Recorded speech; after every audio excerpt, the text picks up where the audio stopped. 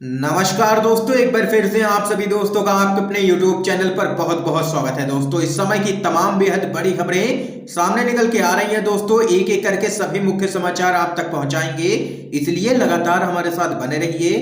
लेकिन वही दोस्तों, उससे पहले आप लोगों से एक छोटा सा निवेदन है कि अगर आप लोग भी मोदी सरकार को किसानों के मुद्दे पर फेल सरकार मानते हैं तो अभी इस वीडियो को लाइक कीजिए किसानों के समर्थन में, और चैनल को सब्सक्राइब करके बेल के आइकन को जरूर दबाइए और लगातार हमारे साथ बने रहिए। दरअसल दोस्तों, पहली बड़ी खबर जान लेते हैं।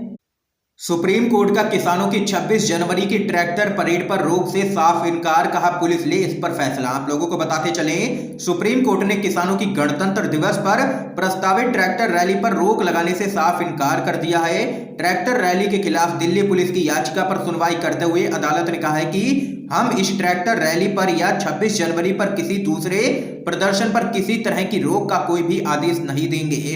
कोर्ट ने कहा है कि इस पर फैसला लेने का काम पुलिस का है, मेरा नहीं है। पुलिस देखे कि किस तरह से इसे मैनेज करना है, हम कोई भी आदेश नहीं देंगे इस पूरे मामले में, ये यहाँ पर सुप्रीम कोर्ट ने साफ कर दिया है।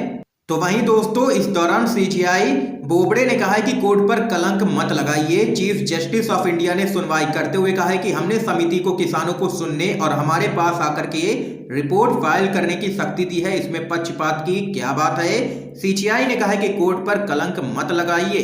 दरअसल दोस्तों, सीजेआई ने यह टिप्पणी इसलिए की है क्योंकि लगातार सुप्रीम कोर्ट के द्वारा बनाई गई कमेटी पर कई सवाल खड़े हो रहे हैं। तो वहीं इस बीच एक और बड़ी खबर आप लोगों को बताते चलें। सेना ने पूर्व सैनिकों को लिखी है चिट्ठी, कहा किसान आंदोलन में वर्दी या पिन मेडल में ना जाएं। आप लोगों को दोस्तों बताते चलें, केंद्र सरकार के तीनों ही नए विवादित कृषि कानूनों के खिलाफ लाखों की संख्या में किसान पिछले 56 दिनों से दिल्ली के सिंघू बॉर्डर और कई बॉर्डरों पर लगातार डटे हुए हैं। तो वहीं किसानों के समर्थन में पंजाबी कलाकारों के अलावा कई पूर्व सैनिक भी लगातार धरना स्थल पर पहुंच रहे हैं। किसान धरना स्थल पर पहुंचने वाले पूर्व सैनिकों को सेना ने चिट्ठी लिखी है। सेना ने पूर्व सैनिकों से कहा है कि किसान आंदोलन में वर्दी या पिन मेडल लगा करके ना जाएं। आपको बता दें कि पिछले कई दिनों से कई पूर्व सैनिक किसान आंदोलन में शामिल लगातार हो रहे हैं। इतना ही नहीं, कई सैनिक सेना से छुट्टी लेकर के भी आंदोलन में शामिल होने के लिए बॉर्डर पर पहुंच रहे हैं। आंदोलन में शामिल कई सैनिकों का कहना है कि वे किसानों के ही बेटे हैं, तो इससे दूर कैसे रह सकते हैं, हम किसानों के साथ खड़े हैं। ये यहाँ पर बड़ी खबर सामने निकल के आई है। सेना के कई जवान यहाँ पर सेना से छुट्टी लेकर के किसान आंदोलन में हो रहे हैं शामिल और मोदी सरकार के खिलाफ खोल दिया है मोर्चा। तो वहीं इस बीच एक और बड़ी खबर आप लोगों को दोस्तों बताते चलें।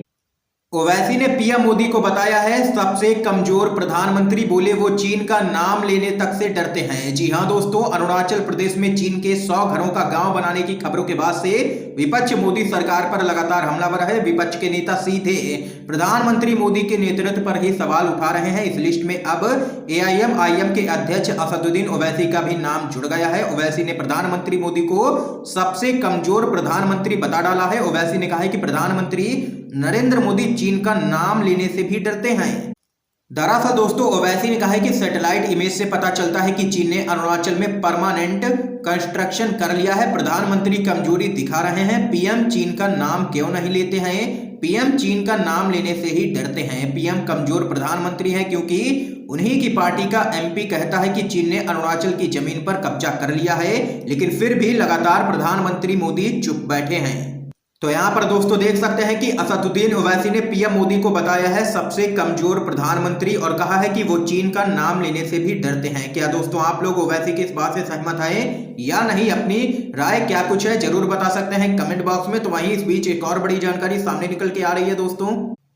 टिकरी बॉर्डर पर किसान ने खाया जहर, संजय गांधी अस्पताल में इलाज के दौरान हुई है मौत। जी हां दोस्तों, आप लोगों को बताते चले, मोदी सरकार के अड़ियल रवैये के कारण लगातार किसान यहां पर गलत कदम उठा रहे हैं।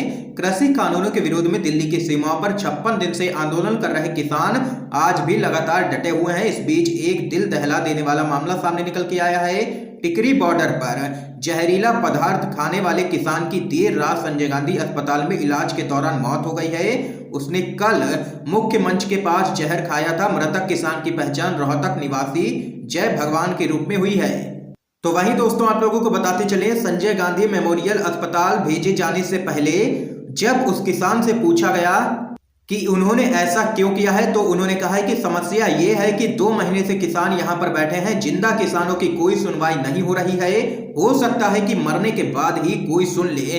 ये यहां पर किसानों की पीड़ा है। देख सकते हैं लगातार मोदी सरकार का अड़ियल रवैया देखने को मिल रहा है। बैठक बैठक का खेल खेला जा रहा है किसानों के साथ, लेकिन उनकी मांगों को कोई भी सुन नहीं रहा है। दोस्तों, इस खबर पे आप लोगों का क्या कुछ कहना है जरूर बताइएगा कमेंट बॉक्स में। इस बीच एक और बड़ी अपडेट सामने निकल के आ रही है दोस्तों। बीजेपी सांसद का विवादित बयान, कहा किसान आंदोलन में AK-47 लेकर के बैठे हैं खालिस्तानी। जी हां दोस्तों, बीजेपी के तमाम नेता लगातार किसानों पर विवादित बयान दे रहे हैं, लेकिन फिर भी मोदी सरकार या फिर बीजेपी उन पर कोई भी कार्रवाई नहीं कर रही है। कृषि कानूनों को लेकर के दिल्ली की सीमाओं पर किसानों का आंदोलन लगातार जारी है। इस बीच बीजेपी के नेताओं के द्वारा लगातार किसानों पर विवादित टिप्पणी की जा रही है। ताजा मामला राजस्थान से है, जहां पर दौसा से बीजेपी की सांसद जसकौर मीणा ने एक बार फिर से धरने पर बैठे किसानों की तुलना खालिस्तानियों से की है। उन्होंने आगे कहा है कि किसान आंदोलन में आतंकी AK-47 लेकर के बैठे हैं, जो वहां बैठे हैं वो खालिस्तानी है, किसान नहीं है। आपको बता दें कि इससे पहले भी कई बीजेपी के नेताओं के द्वारा किसानों के आंदोलन पर यहां पर विवादित बयान दिए जा चुके हैं, उन पर कोई भी कार्रवाई नहीं की गई है। और इसी कड़ी में एक बार फिर से दौसा से बीजेपी की सांसद जसकौर मीणा ने दिया है विवादित बयान। इस बीच एक और बड़ी खबर आप लोगों को दोस्तों बताते चलें। मोदी सल्तनत की नाकामी के कारण चीन भारत में घुस आया है और सरकार चुप है, जवाब दीजिए मोदी जी। ये यहाँ पर कांग्रेस के नेता हार्दिक पटेल ने घेरा है। आप लोगों को बताते चले, चीन को लाल आंखें दिखाने का दावा करने वाले देश के प्रधानमंत्री मोदी एक बार फिर से विपक्षी दलों और आम जनता के निशाने पर आ चुके हैं। दरअसल लद्दाख में भारतीय और चीनी सेना के बीच चल रहा तनाव चिंता का विषय लगातार बना हुआ है। अब भाजपा के राष्ट्रीय सुरक्षा के बड़े बड़े दावों के बीच चीन ने अरुणाचल प्रदेश में एक पूरा गांव ही बसा लिया है, लेकिन प्रधानमंत्री नरेंद्र मोदी इस पर लगातार मौन धारण किए हुए हैं। मोदी सरकार की बड़ी बड़ी चेतावनियों के बावजूद चीन भारत में घुसपैठ कर चुका है। इस मामले में मोदी सरकार विपक्षी दलों के निशाने पर आ चुकी है, तो वहीं जनता भी सोशल मीडिया पर लगातार मोदी को घेर रही है। कांग्रेस समेत कई राजनीतिक दलों ने पीएम मोदी से सवाल किया है कि चीन की इतनी हिम्मत कैसे हुई कि भारत की सीमा में घुसकर 100 मकानों का एक गांव तैयार कर लिया। इसी कड़ी में गुजरात के युवा नेता हार्दिक पटेल ने भी मोदी सरकार पर निशाना साधा है। उन्होंने ट्वीट कर कहा है कि चीन ने हमारी भारतीय सरहद के 4.5 किलोमीटर अंदर गांव बसा लिया है, लेकिन मोदी सल्तनत का एक भी नेता देश को जवाब नहीं दे रहा है। भारत की जनता को मोदी सल्तनत हमेशा गुमराह करने का काम करती है। मोदी सल्तनत की नाकामी के कारण चीन भारत में घुस आया है और मोदी जी चुप बैठे हैं। मोदी जी जवाब दीजिए, ये यहाँ पर हार्दिक पटेल ने घेरा है प्रधानमंत्री मोदी को और यहाँ पर उनकी चुप्पी पर उठाए हैं सवाल। तो वहीं इस बीच एक और बड़ी अपडेट सामने निकल के आ रही है दोस्तों। पश्चिम बंगाल की मुख्यमंत्री ममता बनर्जी बोली, नक्सलियों से भी ज्यादा खतरनाक है बीजेपी, IT सेल के जरिए करती है हमला। आप लोगों को बताते चले, पश्चिम बंगाल में इस साल विधानसभा चुनाव होने वाले हैं, जिसके चलते सभी बड़े राजनीतिक दल सक्रिय हो चुके हैं। बीजेपी और तृणमूल कांग्रेस के बीच में जुबानी जंग काफी तेज हो गई है। भाजपा पश्चिम बंगाल के रैलियों में मुख्यमंत्री ममता बनर्जी पर हमलावर है, तो वहीं अब इसी कड़ी में ममता बनर्जी ने भी भाजपा पर पलटवार किया है। पश्चिम बंगाल में एक रैली के दौरान ममता बनर्जी ने कहा है कि विपक्षी दलों को डराने धमकाने के लिए बीजेपी ने एक IT सेल बना रखा है, जिसका इस्तेमाल कर फेसबुक और व्हाट्सएप पर फर्जी खबरें फैलाई जाती हैं। ममता बनर्जी ने कड़े तेवर दिखाते हुए कहा है कि भाजपा एक ऐसी पार्टी है जो कि नक्सलियों से भी ज्यादा खतरनाक है। इस दौरान ममता बनर्जी ने जनता को संबोधित करते हुए उनसे एक सवाल पूछा है कि लोकसभा चुनाव से पहले देश के प्रधानमंत्री मोदी ने हर नागरिक को 15 लाख रुपए देने का वादा किया, क्या किसी को ये पैसे मिले?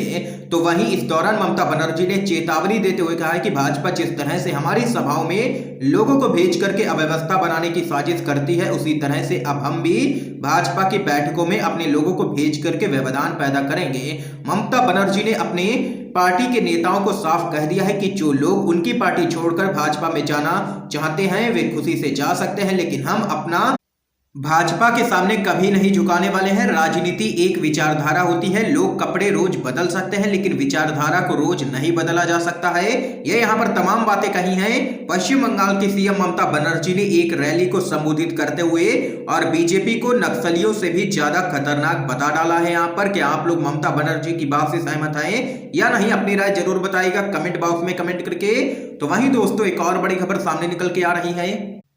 शिवसेना का मोदी सरकार पर जोरदार हमला, पूछा चीन से कब आंखों में आंखें डाल करके बात करोगे। आप लोगों को बताते चले, अरुणाचल प्रदेश में बसे चीनी गांव के मुद्दे पर शिवसेना ने मोदी सरकार पर जबरदस्त तरीके से निशाना साधा है। दरअसल दोस्तों, शिवसेना ने अपने मुखपत्र सामना के जरिए मोदी सरकार से सवाल पूछा है कि भारत में बने चीनी गांव पर चीन से कब आंखों में आंखें डाल करके बात करोगे। संपादकीय में कहा गया है कि हिंदुस्तान की सीमा में घुस करके अरुणाचल प्रदेश के सीमा क्षेत्र में चीन ने एक पूरा गांव बसा लिया है। यह सब कुछ एक रात में नहीं हुआ है, कई महीने चीनी सैनिक और वहां के लाल बंदरों की सरकार इस गांव को बसाने में जुटी हुई थी। तो वहीं इससे पहले कांग्रेस के पूर्व अध्यक्ष राहुल गांधी ने अरुणाचल प्रदेश के सीमावर्ती इलाके में चीन के द्वारा गांव बसाने के दावे वाली खबरों को लेकर के प्रधानमंत्री मोदी पर निशाना साधा। देख सकते हैं कि लगातार विपक्ष हमलावर है। केंद्र की मोदी सरकार पर शिवसेना से लेकर के कांग्रेस पार्टी घेर रही है बीजेपी सरकार को, और यहां पर शिवसेना ने प्रधानमंत्री मोदी से पूछा है कि चीन से कब आंखों में आंखें डाल करके बात करोगे। तो वहीं एक और बड़ी खबर आप लोगों को बताते चलें, 26 जनवरी को सरकार के परेड में नहीं डालेंगे बाधा, रिंग रोड में करेंगे ट्रैक्टर रैली, ये यहां पर किसान नेता का कहना है। आप लोगों को बताते चले, कृषि कानूनों के खिलाफ किसान संगठनों का विरोध प्रदर्शन लगातार जारी है। इस बीच किसान संगठनों के नेताओं की दिल्ली, हरियाणा और उत्तर प्रदेश पुलिस के उच्च अधिकारियों के साथ मुलाकात जारी है। इस मुलाकात में गणतंत्र दिवस के मौके पर यानी कि 26 जनवरी को किसान संगठनों की ट्रैक्टर रैली से जुड़े मार्गों और उनके इंतजामों पर चर्चा की जा रही है। तो वहीं दोस्तों, किसान नेता गुरनाम सिंह चढ़ूनी ने बताया है कि हम 26 जनवरी को सरकार की परेड में बाधा नहीं डालेंगे। हम उनसे कह रहे हैं कि ट्रैक्टर रैली के लिए रिंग रोड ठीक रहेगा, क्योंकि ट्रैक्टर हजारों की संख्या में होंगे, किसान लाखों की संख्या में होंगे। ये यहाँ पर किसान नेताओं ने कर दिया है बड़ा ऐलान। तो वहीं इस बीच एक और बड़ी अपडेट आप लोगों को दोस्तों बताते चलें, किसान आंदोलन, राकेश टिकैत बोले कोई नहीं रोक सकता है शांतिपूर्ण ट्रैक्टर मार्च। जी हां दोस्तों, आप लोगों को बताते चलें, भाकियू के राष्ट्रीय प्रवक्ता राकेश टिकैत ने कहा कि सरकार को एमएसपी पर कानून बनाना है और कृषि कानूनों को खत्म करना है। यही हमारी दो मांगे हैं। हमारी लड़ाई सरकार और कॉर्पोरेट सिस्टम के खिलाफ है। ये यहाँ पर दोस्तों आज की इस समय की तमाम बेहद बड़ी खबरें सामने निकल के आई हैं, जो हमने आप लोगों तक दोस्तों पहुंचाई हैं। वीडियो पसंद आया हो तो इस वीडियो को लाइक कीजिए, ज्यादा से ज्यादा शेयर कीजिए। वीडियो देखने के लिए दोस्तों आप सभी का बहुत बहुत धन्यवाद।